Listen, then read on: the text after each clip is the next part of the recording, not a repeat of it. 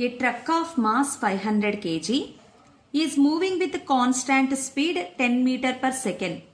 Truck is moving with constant speed. V is equals to 10 meter per second. If sand is dropped into the truck at a constant rate 10 kg per minute. So sand is dropped into the truck at a constant rate. Delta m by delta t is equals to 10 kg per minute. Convert minute into seconds. 10 by 60 kg per second.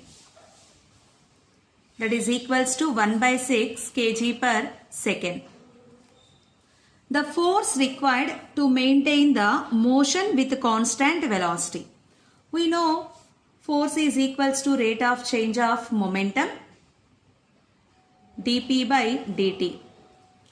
In place of momentum, take product of mass and velocity. Here v is constant, dm by dt. So in place of v, 10 meter per second, and in place of dm by dt substitute 1 by 6. 2 5s, 2 3s.